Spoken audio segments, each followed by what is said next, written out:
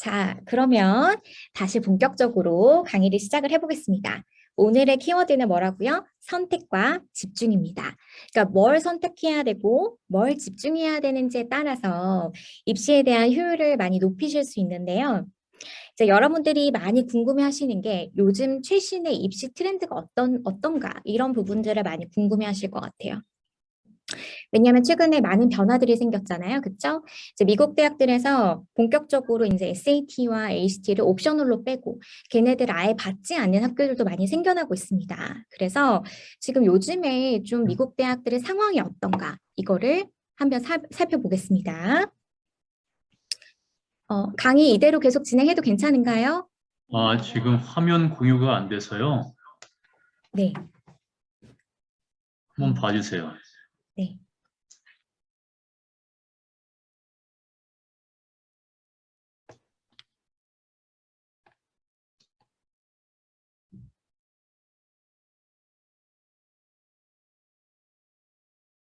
자, 이제 잘 보이실까요?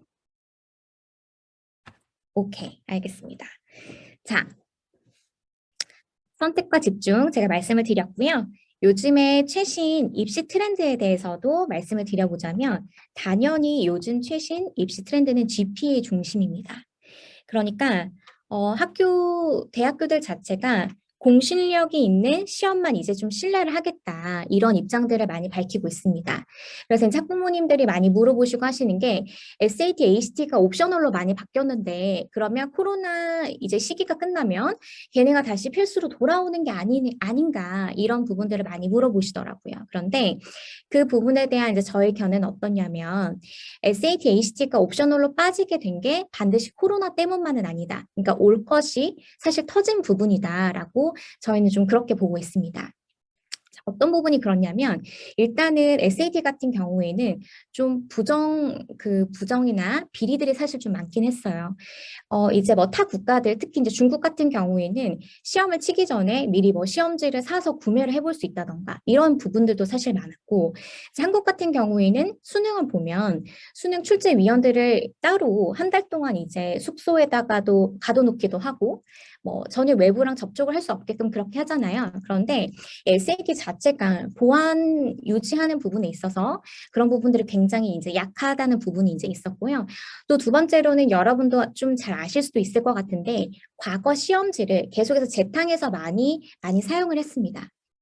그리고 그게 논란이 되고 있음에도 불구하고 사실 지금도 계속해서 부분적으로 과거 시험지들을 많이 재탕해서 사용을 하고 있어요. 이제 그렇다 보니까 사교육에 좀 노출이 되었었던 친구들 혹은 시험지 구매가 가능했었던 학생들 같은 경우에는 훨씬 더 시험을 잘 보게 되는 이런 부분들이 발생을 하기 때문에 사실 미국 대학에서는 SAT에 대한 공실력을 많이 이렇게 신뢰하지 않은 부분들이 조금 오랫동안 많이 있었습니다. 그래서 저희가 판단하는 바로는 아마 SAT, ACT 옵셔널 이 체제가 굉장히 오랫동안 지속이 될 거고 점점점 더 이제 그 부분보다도 GPA 중심적으로 학교들에서 더 많은 부분들을 평가를 할 것이다. 라고 이렇게 제가 말씀드릴 수 있을 것 같습니다. 자, 그러면 제가 멕시코에 있을 법한 학교들을 세 가지 카테고리로 나눠봤습니다. 자, 첫 번째는 IB 학교, 두 번째는 AP 학교, 세 번째로는 로컬 스쿨인데요. 각각의 학교들에서 미국 입시를 준비를 할 때 뭘 우선적으로 준비를 해야 되는지 제가 이제 좀 그거를 정리를 해드리려고 해요. 왜냐하면 이런 부분이 우선순위가 서 있지 않으면 이제 우리 학부모님들이나 학생들이 마음이 되게 많이 요동칠 수 있어요. 그래서 보니까 옆에 다른 친구는 어디 캠프를 갔는데 혹은 다른 친구는 무슨 상을 받았는데 나도 뭔가를 해야 되지 않을까? 나도 어디 캠프를 가야 되지 않을까? 이런 생각들이 많이 드실 수 있고 또 입시를 준비하다 보면 그런 것 때문에 더 마음이 어려워지실 수도 있거든요. 그렇기 때문에 항상 준비하실 때에는 나한테 가장 중요한 것부터 잘 우선순위를 세우셔서 준비를 하시는 게 좀 필요하십니다. 자, 그러면 보겠습니다. 자, IB 학교에서는 단연 가장 제일 중요한 건 IB가 제일 중요합니다. 자, 요즘에는 IB 학교가 사실 많이 대세긴 하죠. 왜냐하면 IB가 사실 AP보다 커리큘럼적으로 더 어렵습니다. 그리고 IB의 가장 장점이라고 볼 수 있는 게 그 글쓰기 중심적, 그러니까 라이팅을 중점적으로 사실 많이 보지요.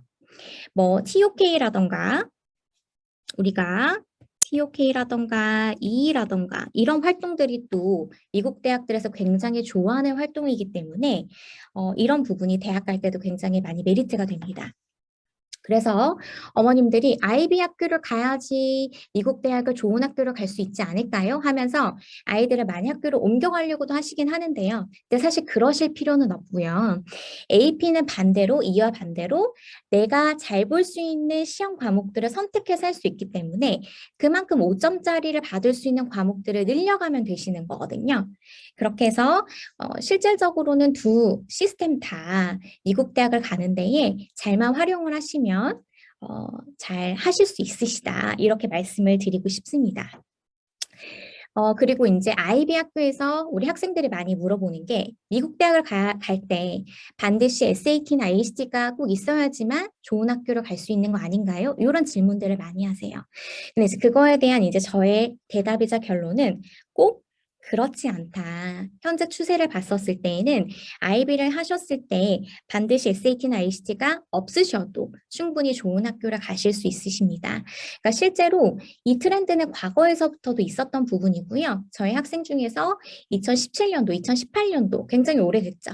그때 IB 하나만 가지고 그 친구 같은 경우에는 IB 하이 레벨을 4과목을 했었던 아이인데요. 이제 그것만 가지고도 이 친구는 6회 내에 PP 학과를 진학을 했습니다. 그래서 실질적으로 IB 학교에서는 IB 성적이 제일 중요하다. 이렇게 말씀드릴 수 있을 것 같고요. 자, 그 다음으로 중요한 건 뭐냐면, 자, 보시면, 이제 IB에서 내가 성적을 잘 받았다라는 건 또 다른 말로 내가 영어 실력이 사실 굉장히 출중하다. 나는 글을 잘 쓸 수 있는 능력을 가진 학생이다라고 말하는 거랑 똑같거든요. 그렇기 때문에 에세이를 잘 쓰시는 게 굉장히 중요합니다. 제가 말씀드리는 이 에세이는 대학교 커먼 앱을 쓰실 때에 자기소개서란을 말씀을 드리는 거예요. 뭐 예를 들어서 우리 친구가 IB에서 성적을 굉장히 잘 받았어요. 그런데 대학 에세이 쓰는 란에 보니까 에세이가 굉장히 필력이 부족해요. 뭔가 글을 잘 못 쓰는 학생같이 이게 노출이 되어 있다라고 하면 대학교에서 봤었을 때 뭔가 매치가 되지 않겠죠. 그렇기 때문에 특별히 우리 IB를 지금 한 친구들 같은 경우에는 에세이를 훨씬 더 신경을 좀 써주셔야 된다라고 말씀을 드리고 싶습니다. 자, 그 다음으로는 교내 활동이 굉장히 중요합니다. 그래서 교내 활동 같은 경우에는 여러분들이 하시는 스포츠라던가, 그 다음에 뭐 음악 관련되어 있는 콰이어라던가, 악기를 하실 수 있으시면 그런 뭐 오케스트라던가, 그 다음에 학교 내 리더십을 보여줄 수 있는 리더십 활동이라던가, 이런 것들이 중요한 교내 활동으로 들어갑니다. 자, 이제 그 다음은 외부 활동이에요. 우리가 외부 활동을 EC라고 부르는데요.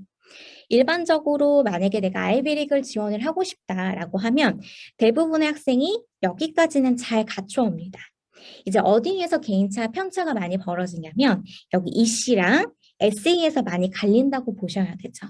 그러니까 대부분의 좋은 학교 지원하는 친구들은 다 GPA도 만점 가까이예요. 그리고 교내 활동도 다 열심히 했어요. 봉사활동도 열심히 했고. 그런데 나만의 특색을 보여줄 수 있는 건 이제 이 EC 부분이거든요. 그리고 대부분 이 EC 활동을 기반으로 해서 자신의 에세이를 많이 펼쳐갑니다. 그렇기 때문에 이제 이 부분들을 더 이제 차근차근 순서를 잡으셔서 잘 준비하시면 좋겠죠. 제가 이제 한 가지 더 말씀을 드리고 싶은 건 이제 제가 EC의 중요성을 말씀을 드렸는데 그래서 학생들이 선생님 저는 내신이 되게 많이 부족하고 잘 못하는데 그렇기 때문에 그거를 EC로 커버하면 어떨까요? 이런 이제 질문을 던지세요. 그럼 그거에 대해서 저는 어떻게 단호하게 말씀을 드리냐면 절대 안 된다. 우선순위를 꼭 지켜서 하셔야 된다. 그래서 내가 EC를 할 여력이 있지만 근데 나의 지금 아이비 성적이 많이 부족한 상황이다라고 하면 그 여력을 가져다가 아이비를 더 하시는데 에너지를 쓰셔야 해요. 그래서 제가 지금 보면은 1번부터 6번까지 순서를 조금 잡아드렸는데요. 이 우선순위에 맞춰서 입시를 잘 준비하시면 좋겠습니다. 자, 그 다음으로는 이제 만약에 시민권이나 영주권이 있으시면 훨씬 더 미국 입시에서 유리하신 부분들이 있고요. 만약에 없으실 때에는 어학 성적이 있으셔야 돼요. 과거에는 어학 성적으로 토플이라던가 IELTS 이런 시험을 많이 봤었죠. 그런데 요즘에는 이 두 시험들 대신에 듀오링고라는 시험을 많이 치고 있습니다. 일단 이 시험의 장점은 시험 비용이 저렴하다. 그리고 집에서도 칠 수 있다. 그리고 컴퓨터로 편하게 칠 수 있다. 뭐 이런 장점이 있고 또 한 가지 더는 나머지 그 두 개 시험보다 더 점수적으로 받기가 수월합니다. 그렇기 때문에 요즘 이제 듀오링고를 많이 치고 있는데요.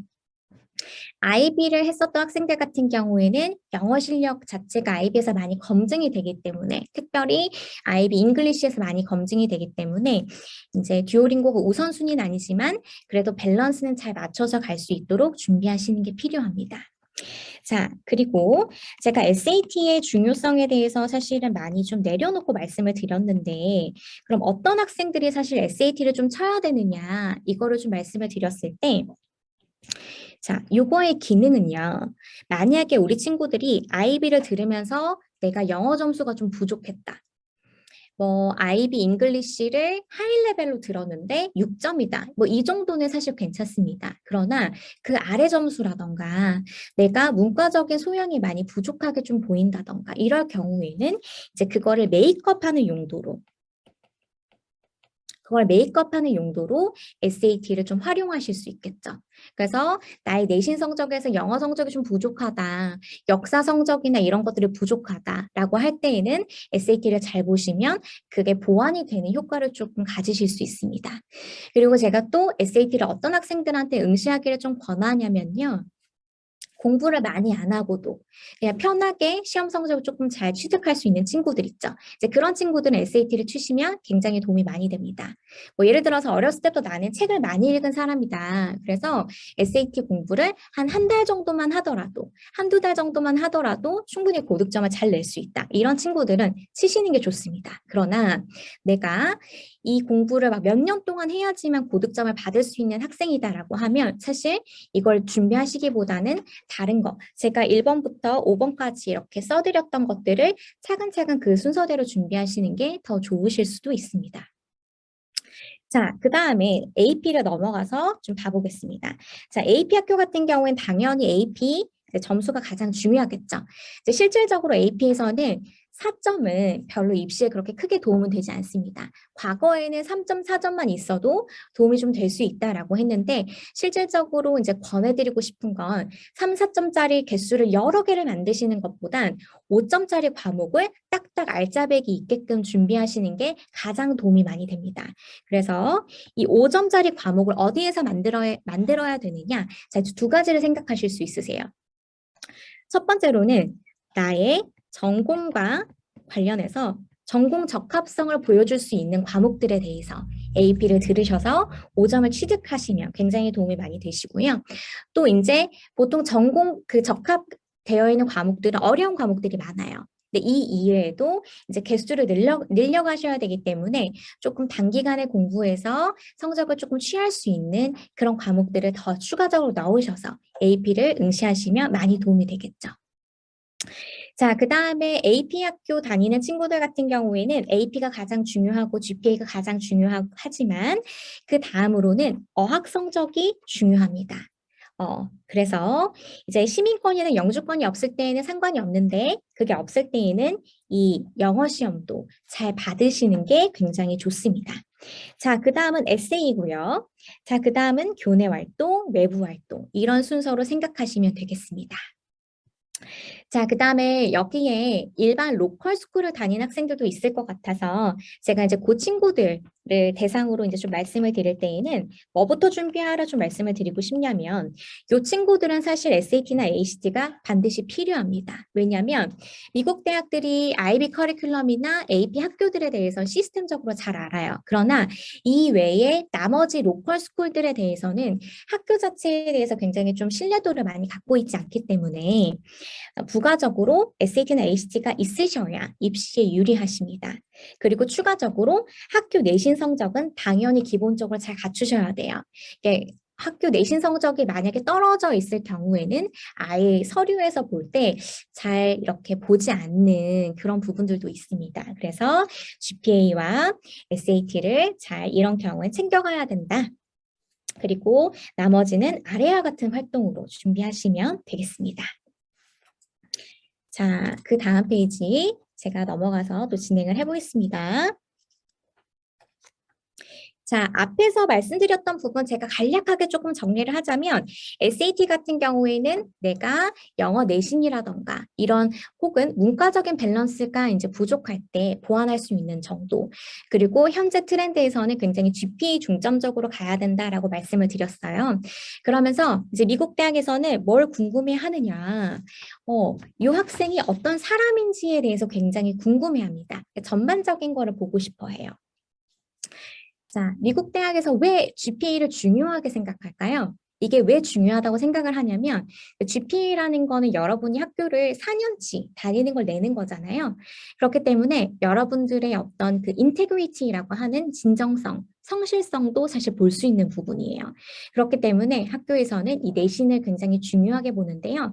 이제 그 맥락에 맞춰서 많이 보는 게 또 에세이라고 할 수 있습니다. 제가 이제 학생들을 많이 지도를 하다 보면 에세이를 보면 사실 그 사람을 알 수 있는 경우가 굉장히 많아요. 제가 그래서 가장 이제 지도하기 사실 어려운 학생들이 한국에서는 민사고 다니는 학생들인데요. 이 민사고 다니는 학생들을 보면 굉장히 마음이 많이 힘들고 좀 우울한 아이들이 좀 많이 있어요. 근데 글을 쓸 때 그걸 숨겨보려고 하는데도 불구하고 사실 글을 많이 쓰다 보면 결국엔 그 아이의 마음이 그대로 대변되어서 나오는 경우들이 굉장히 많습니다. 자, 그래서 어떤 경우가 발생을 하냐면 서류와 에세이에서 느껴지는 것들이 굉장히 괴리감이 느껴지는 경우가 많아요.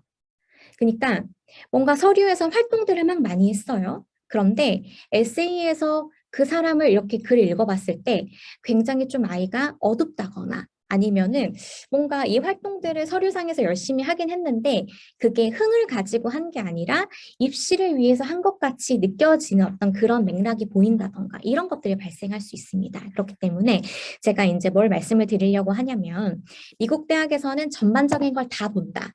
그걸 왜 보느냐? 이 아이가 어떤 사람인지를 명확하게 파악해내기 위해서 그런 건데요. 그런 관점에서 서류와 에세이가 잘 일치가 돼야 된다를 말씀을 좀 드리고 싶습니다. 자, 보면은 미국 대학은 스토리텔링을 굉장히 좋아하죠. 계기라던가, 고난을 어떻게 극복했는가라던가, 이런 어떤 질적인 시간을 굉장히 중요합니다. 우리가 왜, 여러분들 아직 연애를 해보셨는지는 모르겠는데요. 여기 이제 결혼을 다 하시는 이제 학부모님들도 많이 계실 거 아니에요. 그쵸? 근데 실질적으로, 내가 사랑하는 사람과 함께하는 어떤 질적인 시간, 어떤 질적인 대화, 어떤 만남의 계기 이런 게 중요하지. 그 사람과 많은 그냥 시간을 보냈다. 이 연수는 사실 그렇게 중요한 건 아니잖아요. 그렇죠? 그렇기 때문에 미국 대학에서도 마찬가지로 우리 학생이 어떤 스토리를 가지고 있는지 그런 스토리가 그 사람의 가치관을 형성하기 때문에 어떻게 그런 과정이 만들어졌는지 이런 것들을 굉장히 중요하게 봅니다. 그래서 그런 것들이 이제 여러분들이 만들어 가시는 성적이랑 활동이랑 좀 일치가 되어야 돼요. 자, 봅시다. 그래서 에세이에서는 뭐가 있어야 되냐면 분명히 여러분 안에는 여러 가지 요소들이 많이 있을 거예요. 그리고 굉장히 다양한 면모들이 있겠죠. 근데 그 중에서도 나의 어떤 부분들을 좀 보여주고 싶은지 우리가 캐릭터 설정이 필요합니다. 여러분들 예능 보시는지 모르겠는데 런닝맨 같은 예능을 보셔도 각각 그 캐릭터별로 이제 나오는 그런 어떤 이미지가 있잖아요. 그렇죠? 그랬을 때 내가 대학 입시에서 나의 많은 면모 중에 나의 어떤 면을 보여주고 싶은지 이런 캐릭터 설정이 사실은 좀 필요합니다. 그거에 맞춰서 좀 입시를 준비해 나가시는 게 필요하세요. 자, 우리가 좀 보겠습니다. 자, 스튜던트 A, B, C가 있습니다. 학생을 보면 어떤 친구는 좋은 내신을 갖고 있고 좋은 성적을 뭐 이렇게 갖고 있는 친구도 있고 A 같은 경우에는 내신이 좋았고 성적은 안 좋았어요. 시험 성적은 안 좋았어요. 그러나 보시면 서류랑 에세이에서 느껴지는 이 사람의 분위기랑 톤이 일치가 딱 되어서 이 사람이 어떤 사람인지 얼마나 매력적인 사람인지 매력 어필을 잘했어요. 이럴 경우에는 입시에서의 그 성공 확률이 훨씬 더 높아집니다. 그러나 내가 자 B를 보시면 성적도 좋았고 시험도 잘 봤어요. 그런데 그거와 다르게 에세이에서 말하는 그런 어떤 대상이 뭔가 달라요. 그러니까 서류랑 에세이가 일치가 되지 않았을 때에는 결과가 훨씬 더 안 좋은 걸 보실 수 있죠. 그래서 여러분께 이런 부분들을 좀 강조해서 많이 좀 보여드리고 싶었습니다.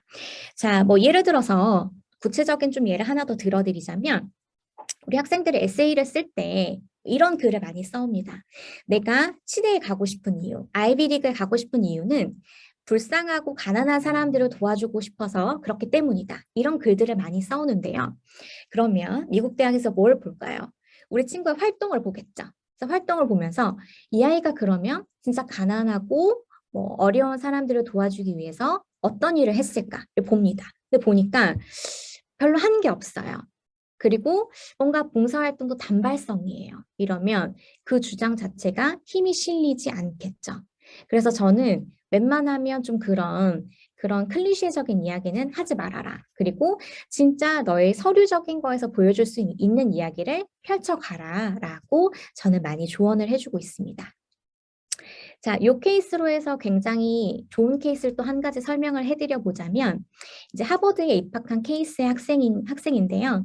이 학생 같은 경우에는 홈리스 생활을 했어요. 실질적으로 그렇기 때문에 내신 성적도 별로 좋지 않았고 시험 성적도 별로 갖춰간 게 없었어요. 그런데 이 학생은 에세이를 굉장히 잘 썼어요. 굉장히 잘 썼고 실질적으로 에세이에서 뭐라고 썼냐면 나는 홈리스여서 공부를 많이 할 수 없었는데 내가 유일하게 누릴 수 있는 취미 생활은 도서관에 가서 책을 읽는 거였다. 그게 나의 가장 행복한 시간이었다. 이런 것들을 얘기를 합니다. 그러면서 홈리스 생활을 하면서 자기가 배웠던 것들, 느꼈던 것들을 글에 담아요. 그러니까 굉장히 글 자체가 강력하죠. 그리고 이 친구의 필력이 워낙 좋다 보니까 이제 읽는 사람으로 하여금 신뢰가 가는 거예요. 아, 이 아이가 정말 시간이 날 때마다 도서관에 가서 책을 많이 읽었겠구나 라는 게 느껴지는 거죠. 그래서 내신도 부족하고 시험 성적도 부족했지만 에세이에서 느껴지는 부분 그리고 어떤 서류적인 일치성이 딱 맞아 떨어졌을 때 이 학생 같은 경우에는 굉장히 좋은 이제 입시 결과가 나왔던 거죠. 자, 그리고 이제 또 한 가지. 우리 친구들이 에세이에서 보통 쓸거리 내용들이 없어서 많이 고민을 하는데요. 이제 이런 친구들은 다양하게 좀 이시를 좀 준비를 하시는 게 필요하세요. 그래서 점점점 더 현대의 그런 현재의 입시 트렌드가 이 이시의 중요성을 많이 강조하게 되는 트렌드로 흘러가고 있다. 이렇게 보시면 좋을 것 같습니다. 자, 그리고 여러분께 또 말씀을 드리고 싶었던 거는 에세이에서 내가 여러 가지 활동들을 많이 했다, 뭘 많이 잘했다, 이 가짓수가 중요한 게 아니라 정말 나의 정체성을 보여줄 수 있는 특정한 거를 딱 잡으셔서 하시는 게 필요하십니다. 자, 그럼 보시면 제가 에세이 전략에 대해서 조금 설명을 좀 드릴게요. 제가 커트해야 될 때 말씀해 주세요. 음, 음. 자, 일단은 톤일치가 반드시 일어나야 되고요. 여러분의 에세이에서 진행하는 톤과 자기소개서란에 기입되는 톤 있죠. 거기 톤이 일치가 돼야 돼요. 보통 학생들이 에세이는 첨삭을 많이 받는데 따로 이 외에 그 다른 칸 기입하는 것들은 첨삭을 많이 안 받는 경우가 있어서 톤일치가 안 되는 경우가 있습니다. 근데 제가 항상 말씀드리는 건 모든 서류와 이런 에세이 부분이 톤일치가 일어나야 된다. 그 다음에 두 번째로는 나의 정체성을 보여줄 수 있는 독특한 컨텐츠를 가지고 글 작성이 이루어져야 된다. 그래서 제가 아까 말씀드렸던 나 이렇게 착한 사람이야. 나 세상에 무조건 좋은 일을 하고 싶어. 가난한 사람을 도와주고 싶어. 혹은 내가 얼마나 새벽부터 일어나서 밤늦게까지 공부만 하면서 독하게 살아왔는지 몰라. 이런 어떤 아시안적인 도끼가 보여지는 이런 클리셰 있죠. 이런 것들은 안 하시는 게 좋습니다. 이거는 되게 멋있어 보일 수는 있지만 사실은 한국 문화적인 부분에서만 그럴 수 있지.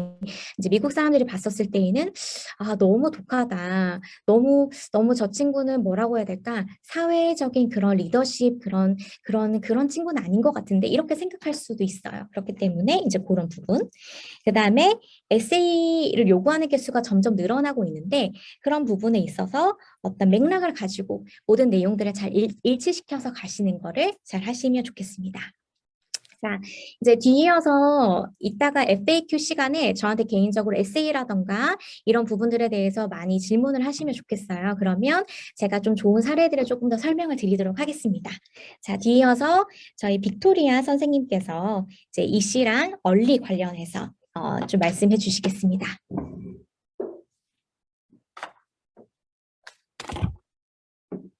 네, 안녕하세요, 여러분. 저는 이제 헤스티아에서 5년차 시니어 컨설턴트로 활동을 하고 있고요. 에스더 대표 강사님께서 에세이랑 뭐 이씨 관련해서 중요성들을 굉장히 많이 말씀을 해주셨는데, 저는 이제 뭐 SAT 옵셔널이라든지 여러 가지 제도가 바뀌게 되면서 좀 달라진 미국의 입시 타임라인 같은 것들을 설명을 좀 드리도록 하겠습니다.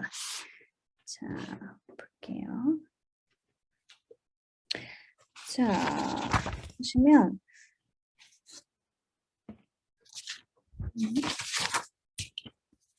자, 미국 대학교 지원을 해야 될 전반적인 타임라인을 조금 먼저 보여드릴 건데요. 맨 왼쪽에 보시면 주니어 1월부터 이제 이 그림이 조금 시작이 됩니다.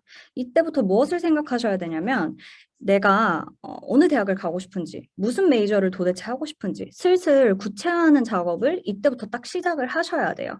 그렇죠? 그리고 5월에 AP 시험이 끝나면 시니어 썸머에 들어가면서 이제 본격적으로 준비를 하게 되는데 하나 강조드리고 싶은 것들이 이때 AP 끝났다고 해벨레 하면서 아무것도 안 하는 친구들이 있어요. 근데 이 시기에 방학 전에 반드시 친한 선생님들 한 2~3명 정도 섭외를 해놔서 추천서를 미리 좀 부탁을 해놔야 긴 기간에 좀 그걸 메이크업을 하실 수가 있습니다. 그렇죠. 그리고 요거가 다 완료가 되셨으면 대부분의 앱들은 커먼에 포함해서 8월 중순부터 열리게 돼요.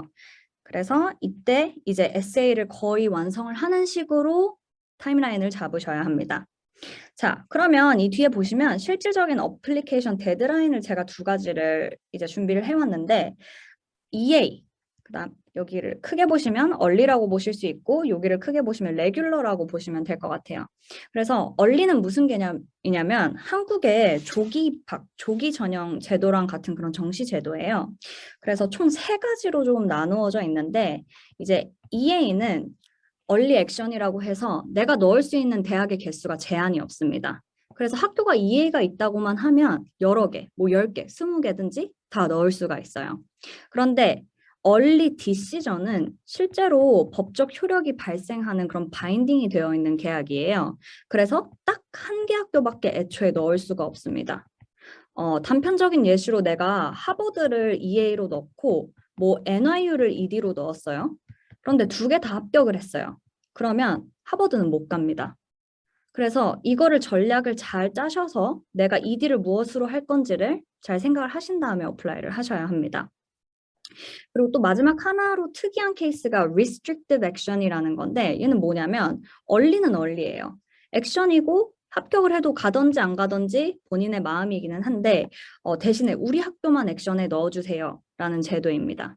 대표적으로 노트르담 같은 곳들이 있어요.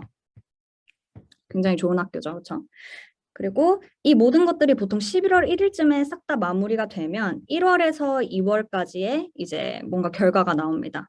그리고 그 뒤에 1월 1일부터 15일까지는 레귤러 데드라인인데 이때는 그러면 정시 전형으로 보통 대부분의 친구들이 여기에 들어가게 됩니다. 이 풀에. 자, 그러면 EA랑 레귤러랑 뭐가 그렇게 다른지, 내가 무슨 EA를 왜 해야 되는지 이런 것들을 좀 설명을 해드릴 건데 저도 사실 유학생을 좀 혼자 했던 생활이 있어서 이런 도움을 전혀 받지 않고 전 이때 끝나고 그냥 한국에 막 들어가고 뭐 가디언님 몰래 노래방 가고 이럴 생각밖에 안 했던 사람이에요. 그래서 지금 보면 내가 이 타임라인을 정확하게 좀 알았으면 아 내가 뭐 스탠포드 같은 것도 한번 해볼 수 있지 않았을까? 이런 후회를 되게 많이 하곤 합니다. 자, 그러면 내가 여기 제대로 지원을 하고 싶으면 이 전까지 뭐를 알아야 되느냐를 다음 장에서 좀 설명을 드리려고 하겠습니다. 보시면 이게 최근 2년간의 아이비리그 합격률이에요. 이제 차트를 딱 보시게 되면은 얼리랑 레귤러 때 합격한 사람들 토탈 숫자랑 그게 천지 차이가 납니다. 그래서 여기 보시면 오른쪽이 얼리 디시전이고요. 왼쪽이 레귤러 디시전, 어플리케이션 리시브드랑 실제로 합격한 학생들의 숫자 이렇게 차이가 납니다. 그리고 이 합격 퍼센티지를 보시면 그냥 확연하게 몇 배씩 차이가 나죠. 그렇죠. 그래서 얼리의 경우 반 이상을 뽑아가면 레귤러는 5에서 7% 이런 식으로밖에는 안 뽑아가요. 그래서 대학은 거의 7, 80%가 얼리 때 가장 학생을 많이 뽑습니다. 라고 제가 말씀을 드리면 이제 아, 나 AP 스탯 5점 받아봤다. 나 AP 칼 5점이다. 차트 좀 본다. 이런 친구들은 아니 아무리 뭐 7, 80%를 뽑아간다고 해도 이미 여기 뽑힌 절대값이 반 이상이 차이가 나는데 여기서 다 뽑아간다는 거는 좀 말이 안 되지 않나요? 라고 물어보시는 분들이 계세요. 자, 레귤러 때는 이렇게 많은 인원들이 어플라이를 하지만 사실 얼리로는 승부를 보지 않아도 되는 친구들이 이때 지원을 합니다. 예를 들어서 뭐 affirmative action이라고 해서 소수인종들 같은 흑인, 뭐 미국 원주민 이런 친구들, 그다음에 대부분들이 이제 운동 장학생이에요. 그리고 심지어 우리는 시민권도 아니기 때문에 100이라고 치면은 이 사이에서 합격할 수 있는 우리 안의 풀은 거의 3% 이내 정도밖에 안 됩니다. 그래서 얼리에서 승부를 보라고 항상 말씀을 드리고 있습니다. 그렇죠? 자, 그러면 다음 장으로 또 넘어가 볼게요. 다음 장으로 넘어가 보면 자, 그럼 내가 이제 이 얼리 때 뭔가 해야 되는 건 알았어. 그러면 이 전에 뭐를 해야 되느냐? 요거를 한번 볼게요.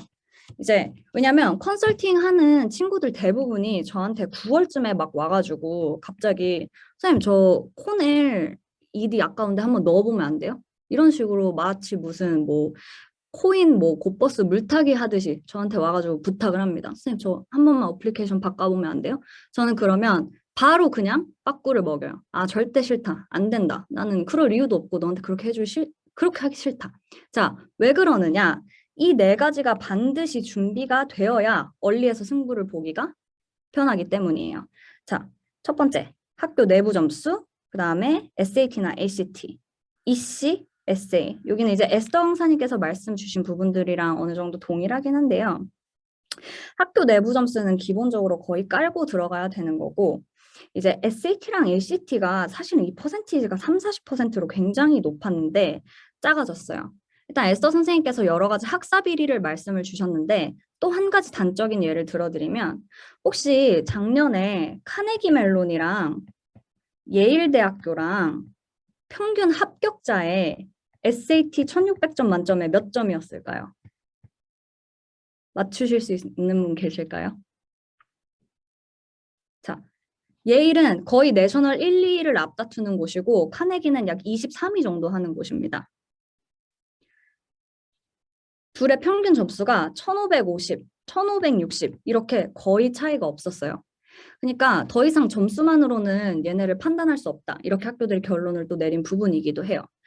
그러면 테스트 옵셔널로 바뀌었다고 이렇게 하는 친구들이 또 있어요. 대충 뭐 한 1350점 나오고 1400점 나오면 그냥 학교한테 어필 옵셔널이니까 한번 넣어보자. 이런 마인드를 가지는 친구들이 있는데 반대로 말하면은 이 10%를 학교 내부 점수나 EC가 부족하거나 에세이가 자신 없다 하는 거에 완벽히 커버를 칠 생각으로 해야지 이런 식으로 하면 안 된다는 겁니다. 그래서 SAT랑 ACT를 좀 고득점을 봐서 1500 정도 이상 정도, ACT는 거의 34점에서 36점 이 이상으로 나왔을 때 넣어야 효율이 발생하게 됩니다. 그쵸? 자, 그 다음에 EC에 대해서 조금 말씀을 드릴 건데 EC가 사실 이게 파이가 좀 줄어들면서 중요성이 좀 커졌어요. 그렇죠? 자, 그래서 EC에 그러면 내가 뭘 해야 되느냐 이거를 좀 말씀을 드릴게요. 이건 이제 저희 컨설팅 학생의 경우를 하나를 보여드릴 건데요. 이 친구는 할머님이 치매에 좀 걸리셨고 그다음에 삼촌이 조현병에 걸린 그런 친구였어요. 그런데 치대랑 결국에는 뭐 DS 이런 쪽으로 가고 싶어하는 그런 친구였는데 본인이 우리 할머니랑 그 삼촌처럼 내가 청소년들이 중에서 정신질환을 앓고 있는 친구들에게 좀 도움을 주고 싶다라고 해서 이 앱을 직접 런칭을 하고 여기에 그치지 않고 이게 홈페이지를 개설을 해서 펀드레이징을 직접 받았습니다. 그리고 또 이거 이외에 왓튼 주식 투자 대회라든지 뭐 AMC라든지 본인이 수학적으로 능력을 잘 보여줄 수 있는 거로 이 씨를 구성을 해가서 결국에는 이제 유펜의 7년제 프로그램에 합격을 했습니다. 이게 첫 번째 예시고 그다음에 두 번째는 아트를 하는 학생이었는데요. 보시면 뭐 이제 호텔을 빌려서 개인 전시회를 한다던가 본인의 직접 아트 비즈니스를 좀 차려가지고 이거야. 아트 비즈니스를 조금 차려가지고 본인의 작품을 판매를 하고 또 여기서 그치지 않고 일부 수익은 기부를 하고 그 다음에 아트 컴페티션 같은 것들에 나가서 상을 타고 하는 것들을 벌였습니다. 자, 그러면 나는 얘랑 얘처럼 뭐 할지 나는 못 정했어. 나는 언디클레어로 가고 싶은데 그럼 뭘 해야 됩니까? 라고 하는 친구들은 커먼앱에는 최대 10개의 이씨랑 5개의 수상 경력을 집어넣을 수가 있어요. 그래서 이제 엑스트라 커리큘러 중에서도 상을 탄다거나 인디비주얼 리서치, 봉사활동이라던가 썸머스쿨 프로그램 이런 것들 그 다음에 인턴십 요즘에는 또 앱 개발이 여러 가지 문과 과목들이랑 섞을 수 있는 가장 중요한 것들이라서 앱 개발이라든지 필름 메이킹 같은 것으로 자기 스토리를 좀 보여줄 수 있는 그런 것들로 구성을 해서 넣으시면 좋을 것 같습니다. 그러면 제가 준비한 부분은 여기까지고 이 뒤로 이제 레이첼 초 선생님께서 AP에 대해서 좀 더 말씀을 해 주시도록 할게요.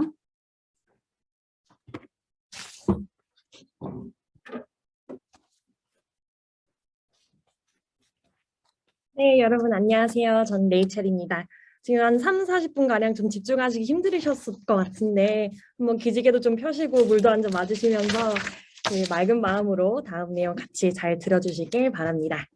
네, 우선은 이제 제 소개부터 좀 해보도록 할게요. 저는 지금 에이셈 아카데미의 대표 강사로 있고요. 지금 SAT, AP를 비롯한 뭐 다양한 경시대회 그리고 의대 입시 관련 시험 그리고 이제 저는 주로 이과 계열 과목들을 지도하고 있습니다. 그래서 저는 이제 UCL 대학교의 의대 출신인데요. 이제 많은 학부모님들께서 그럼 의사지 왜 학원에서 아이들을 가르치냐 이런 말씀을 굉장히 많이 하세요. 근데 저는 전혀 단 1%도 후회하지 않고 이제 그 이유는 정말 제가 지도하는 학생들이 참 이렇게 성장하는 모습을 보면서 너무나도 보람찬 지금 생활을 하고 있기 때문에 저는 지금 에이셈 아카데미에서 정말 좋은 학생분들과 정말 좋은 강사분들과 정말 즐겁게 일을 하고 있습니다. 네, 그래서 제가 처음으로 이제 좀 말씀드릴 부분은 AP에 관한 이제 내용인데요. AP가 좀 어떤 시험인지 여러분들도 잘 알고 계실 것 같기는 해요. 그래서 잠시만요. 지금 화면 공유가 제대로 되지 않고 있는 것 같은데.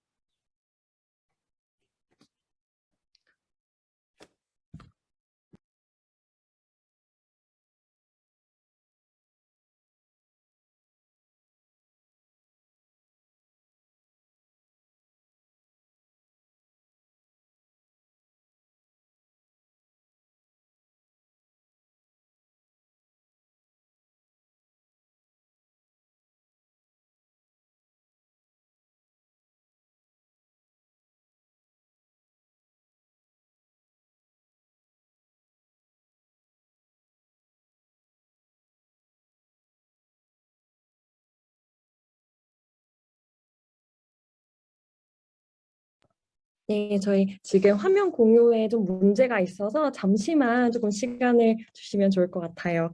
네, 제 걸로.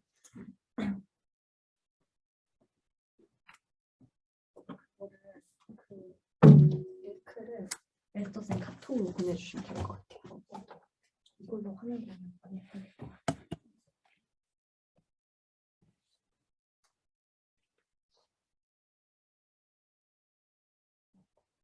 제가 좀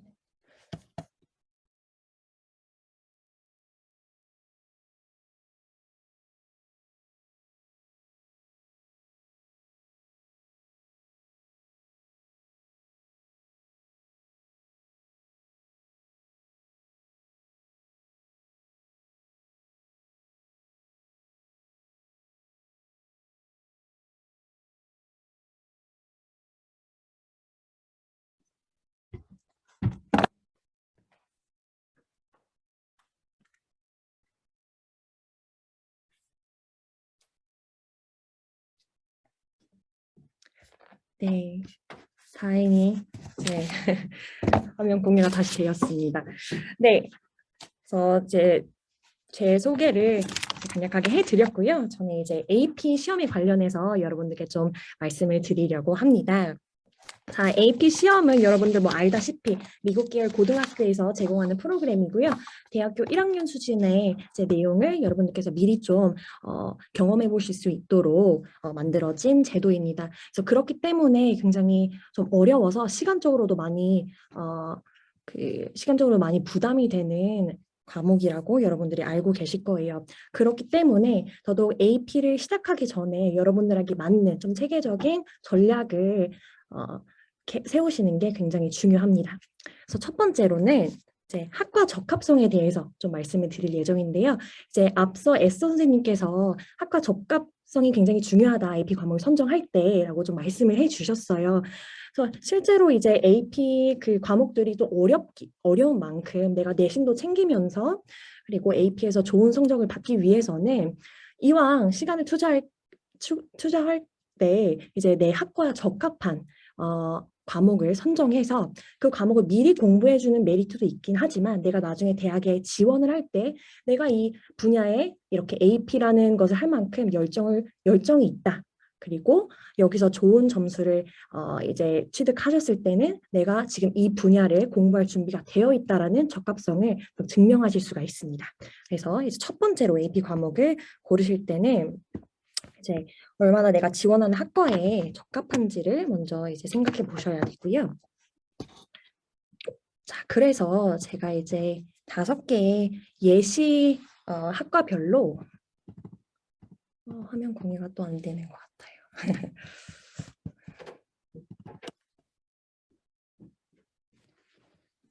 컴퓨터에 그냥 요거 여기서 띄울게요. 컴퓨터에서. 잠시만요. 여기가 요거 있죠.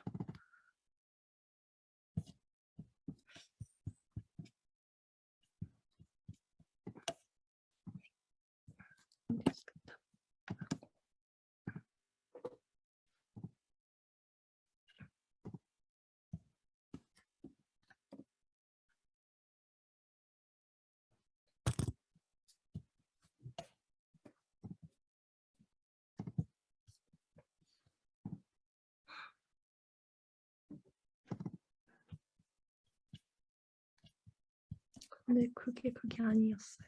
잠시만요. 트림 PPT.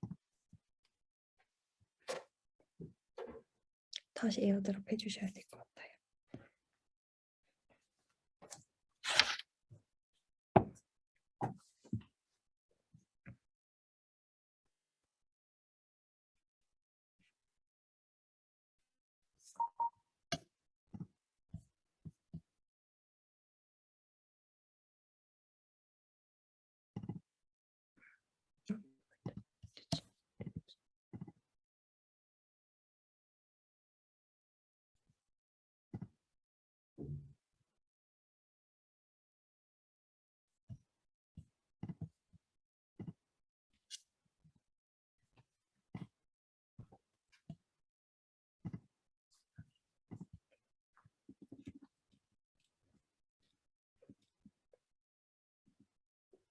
네, 그래서 제가 이제 지원 학과별로 좀 여러분들께 추천드리는 AP 과목들을 좀 정리해 봤습니다. 그래서 첫 번째로 저희가 좀 이야기해 볼 학과는요.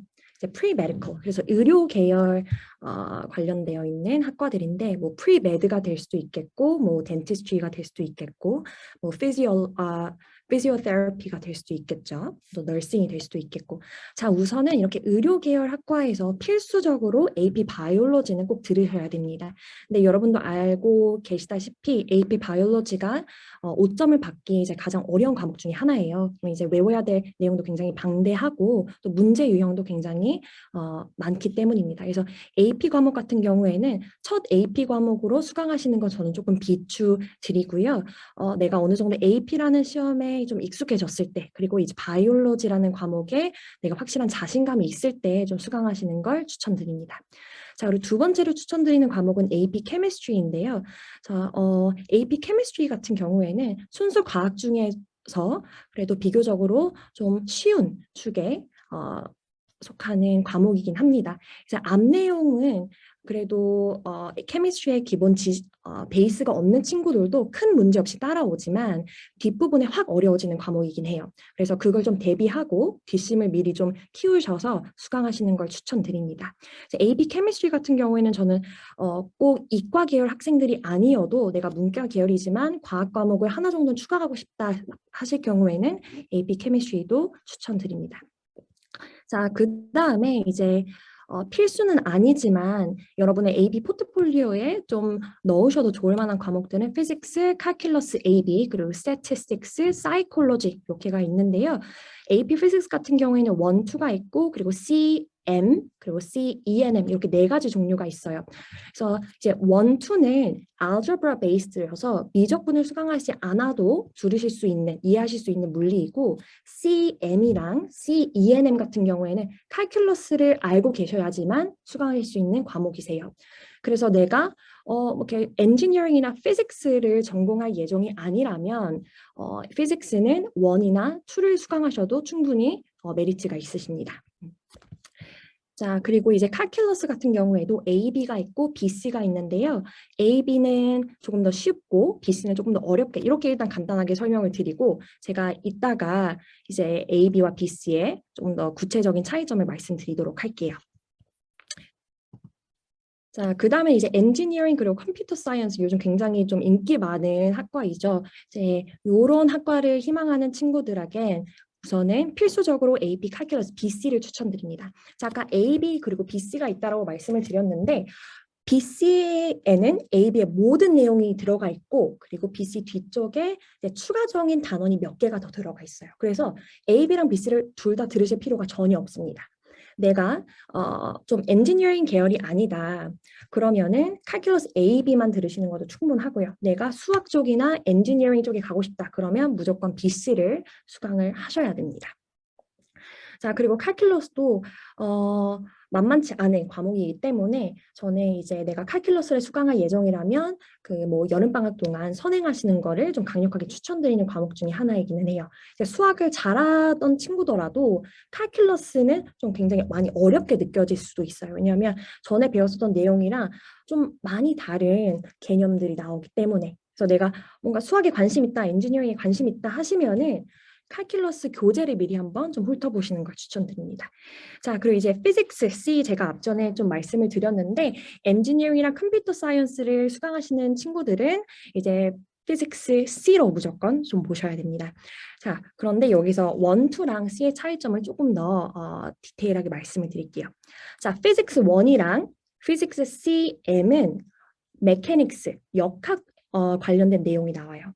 그래서 내용은 똑같대. AP Physics 1은 Algebra Based이고 Physics CM은 Calculus Based예요. 그래서 내가 칼큘러스를 모르면 그냥 1을 보셔야 돼요. 자, 그 다음에 이제 Physics 2랑 Physics ENM이 있었죠. 자, 이렇게 두 과목은 연력학이랑 그리고 Electromagnetism, 이제 전자, 전기 관련된 내용이 나오는데 Physics 2와 Physics ENM을 수강하시기 전에 Physics 1 그리고 Physics CM을 수강하시는 건 저는 더 추천을 드려요. 왜냐면 피직스 1이랑 피직스 CM에서 이제 다른 피직스 개념들의 기본기를 먼저 이제 쌓을 수 있거든요. 그래서 이제 내가 피직스를 별로 해본 적이 없다 하시면은 2 하시지 마시고 1을 먼저 하시는 걸 추천드립니다. 자, 그리고 이제 내가 컴퓨터 사이언스를 전공하고 싶다. 그럼 무조건적으로 AP 컴퓨터 사이언스는 들으셔야 되겠죠. 이제 컴퓨터 사이언스 같은 경우에는 또 두 종류가 있어요. A가 있고 Principles가 있는데 이제 AP Principle이 조금 더 기초적인, 좀 더 쉬운 내용이어서 이제 컴퓨터의 기본 배경과 그리고 컴퓨터에 이제 여러 언어가 있잖아요. 근데 그 언어들의 공통적인 내용이 나옵니다. 자, 그다음에 이제 조금 더 어려운 게 AP 컴퓨터 사이언스 A인데 이제 컴퓨터 사이언스 A 같은 경우에는 뭐 기본 배경 지식보다는 실질적으로 내가 코딩을 활용해서 어떤 코딩을 활용하는 내용들이 나오고요. 컴퓨터 사이언스 A 같은 경우에는 자바 언어를 주 언어로 사용합니다. 근데 요즘 뭐 컴퓨터 사이언스가 굳이 아니더라도 그냥 일반 엔지니어링에서도 컴퓨터 사이언스 A나 프린서플 정도 갖고 있는 건 이제 굉장히 좋다라고 말씀을 드릴 수 있을 것 같아요. 네, 자, 그 다음에 또 이제 인기 계열이죠. 비즈니스 그리고 이코노믹스가 있는데 필수적으로 AP 마이크로 이코노믹스, 미시경제 그리고 AP 마크로 이코노믹스, 이제 거시경제를 들으시는 걸 추천합니다. 자, 마이크로 그리고 매크로 둘 다 앞에 있는 한 10% 정도는 공통적인 내용이 나와요. 근데 나머지 한 90% 정도는 다른 내용이기 때문에 두 개를 둘 다 들으시는 걸 저는 추천드립니다. 이제 이쪽 계열로 가실 생각이 있으시다면. 네.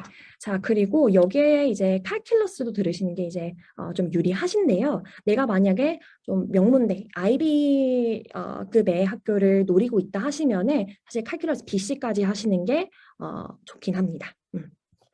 자, 그다음에 이제 추가적으로 AP Statistics, 이제 통계학 같은 경우에는 요즘 또 많이 인기가 있고 또 대학교들에서도 많이 메리트를 주는 과목이긴 한데 이제 Statistics 들으면 이제 연구 방법들 그리고 내가 이제 주어진 데이터를 조금 더 크리티컬하게 분석하는 방법을 배울 수 있기 때문에 제가 또 추천드리는 과목이기도 하고요.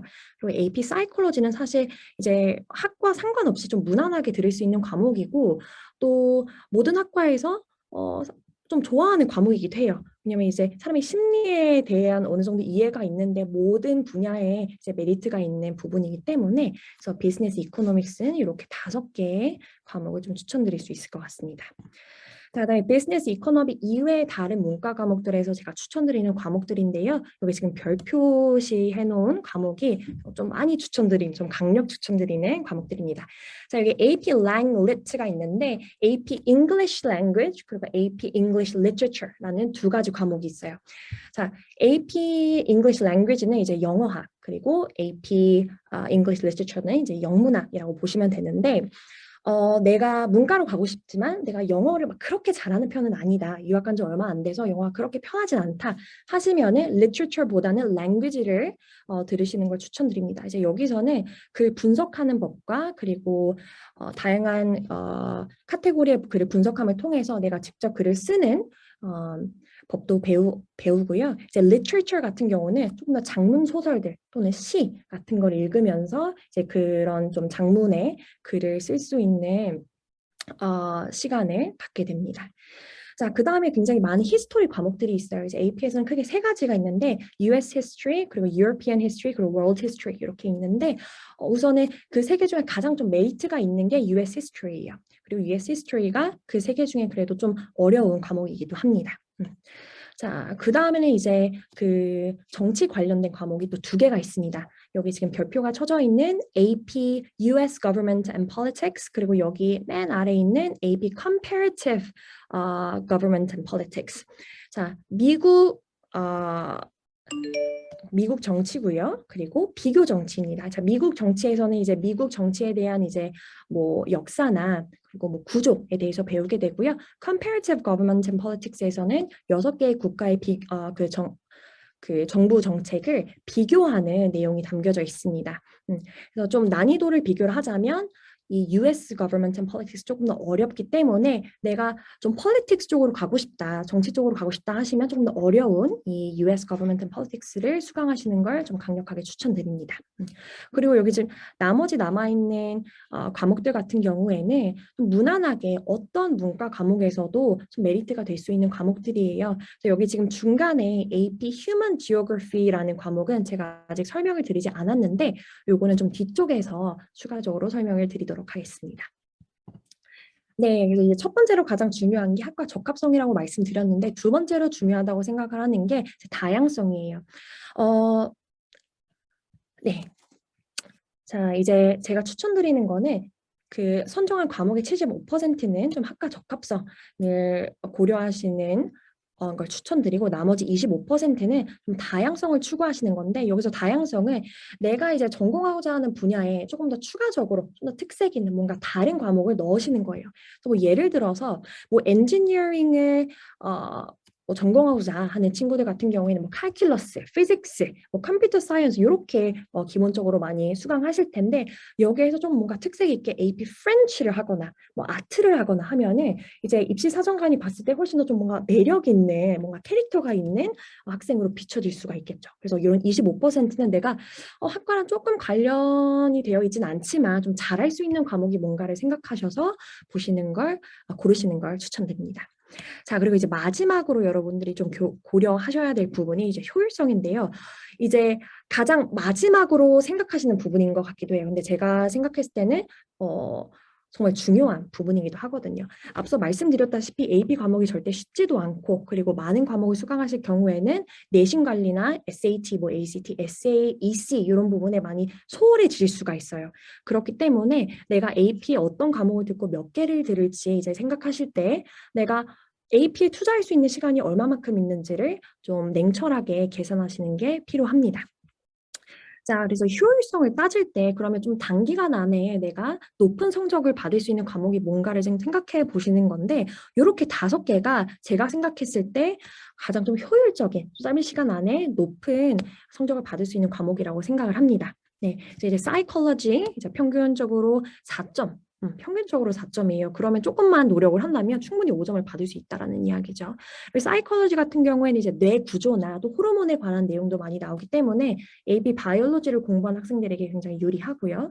두 번째로 아까 잠깐 언급드렸던 휴먼 지오 같은 경우에는 문과 성향인 학생에게 굉장히 유리합니다. 이제 한국 중학교 레벨 정도에 되는 그 얼트 사이언스, 지구과학 내용이 조금 나오고요. 이제 지리학 이외에 그 뭐 문화지리나 뭐 정치지리 이런 것도 나오기 때문에 여러분들께서 처음에는 뭔가 많이 들어있으니까 어렵지 않나? 라고 생각하실 수도 있지만 평균 4점 정도 나오는 조금만 노력하면 단기간에 높은 점수를 받을 수 있는 과목이기도 합니다. 그래서 내가 이제 이과인데 문과 과목 하나 정도 넣고 싶다 하면은 휴먼 지오 추천드립니다.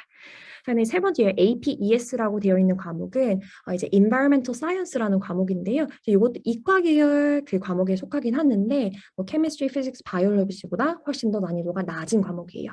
그래서 이제 문과 학생인데 이과 계열 과목을 하나 정도 넣고 싶다 하실 때 이제 추천드리는 과목이고요.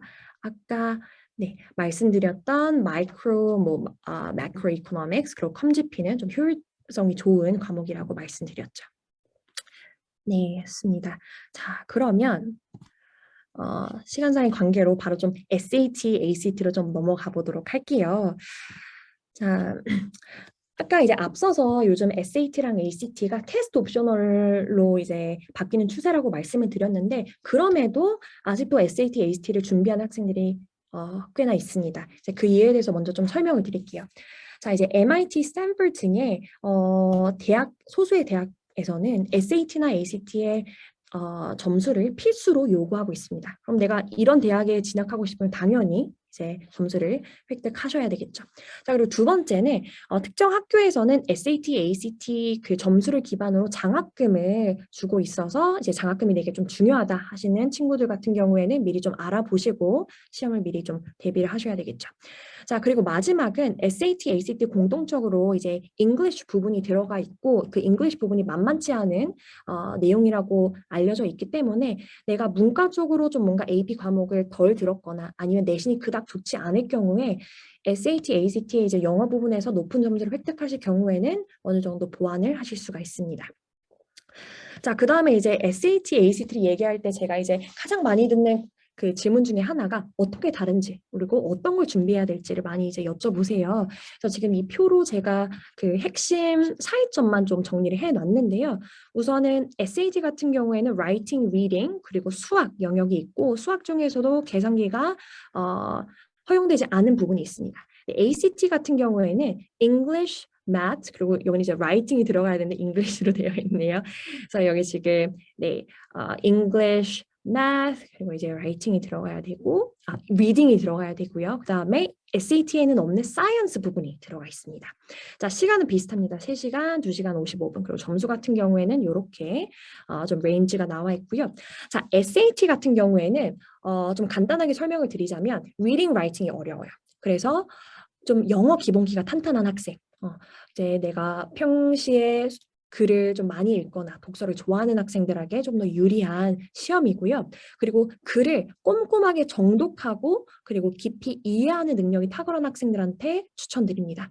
자, 그리고 SAT는 함정 요소들이 굉장히 많이 나와요. 그래서 이런 함정 요소를 꼼꼼하게 잘 파악하는 학생들에게 유리하기도 하고 그리고 또 이제 calculator 계산기가 허용되지 않는 부분이 있기 때문에 암산 실력이 좋은 학생들 한테도 좋습니다. 그래서 이제 결과적으로 통틀어서는 이과보다는 문과인데 조금 더 유리한 시험이다라고 볼 수가 있겠습니다. 자, 그리고 ACT 추천 학생들을 좀 설명해 드리자면 ACT는 뭔가 요령적으로 푸는 시험이라고 설명을 드릴 수 있을 것 같아요.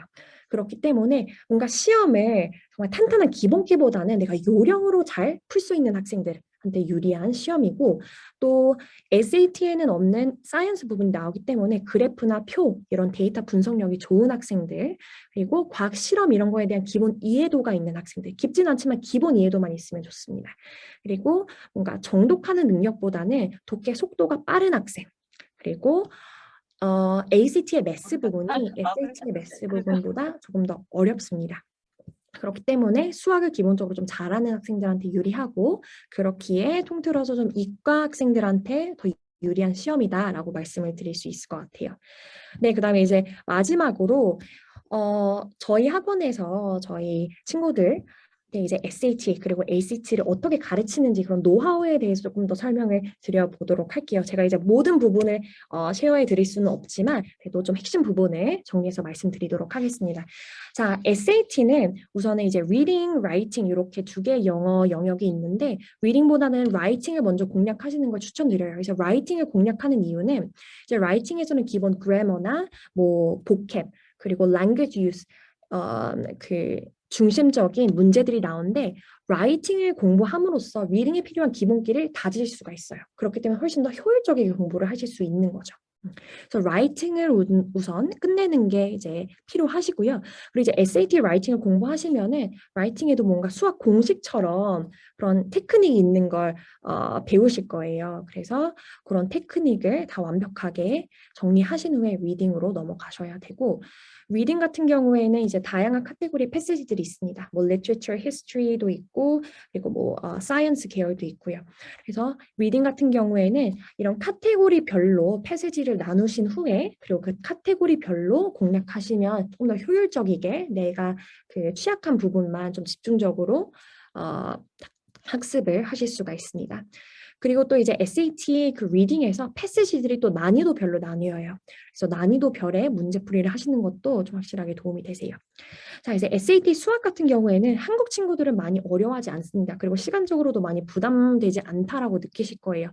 그렇기 때문에 이제 저희 같은 경우에는 매스 클리닉이라는 수업으로 학생들의 이제 수학을 가르치고 있는데요. 이제 매스 클리닉이라고 하면은 학생들이 어려워하는 유형이나 어려워하는 내용의 문제들만 저희가 이제 모아서 그거를 스파르타식으로 시간을 재면서 이제 푸는 학습이에요. 그래서 이렇게 좀 찝게 식으로 수학을 했을 때 한국 학생들이 좀 확실한 성적 향상을 보이고 있습니다.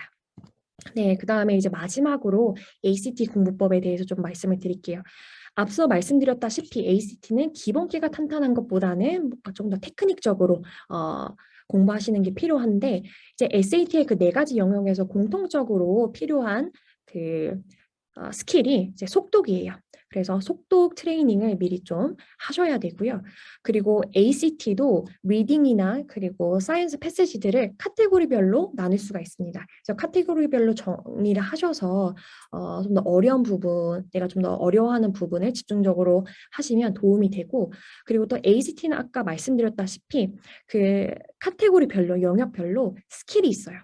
그러니까 ACT는 굳이 내가 그 어떤 지문을 처음부터 끝까지 읽지 않고 내가 필요한 부분만 읽으셔도 문제를 빠르게 풀 수 있는 그런 스킬들이 있는데, 그런 스킬들이나 테크닉을 찾아보셔서 공부를 하시는 게 도움이 많이 됩니다. 자, 그리고 마지막으로 ACT에서 이제 학생들이 가장 어려워하는 영역이 이제 리딩이에요. 그래서 리딩 같은 경우에는 저희는 이제 두 가지 방법으로 학생들을 학습을 시키는데, 첫 번째 방법은 이제 주어진 시간 안에 리딩 문제들을 다 푸는 것. 그리고 두 번째는 이제 주어진 리딩 문제들을 다 풀고 그 시간을 잰 후에 그 시간을 기록해서 그 시간 기록을 점차 줄여가는 식의 트레이닝입니다. 이렇게 두 개를 병행했을 때 학생들이 이제 가장 성적 향상에 이제 가장 많은 도움이 됐고, 이제 이런 좀 독특한 트레이닝 방법들을 학부모님들께서 가장 좋아하시더라고요. 네, 그래서 제가 지금 좀 빠르게 SAT랑 ACT 그 공략법, 공부법에 대해서 설명드렸는데요. 제가 준비한 내용은 이제 여기까지고, 좀 긴 시간 동안 집중해 주셨는데 제가 지금 말씀드린 부분이 여러분들께 조금이나마 도움이 됐으면 좋겠습니다. 네, 감사합니다.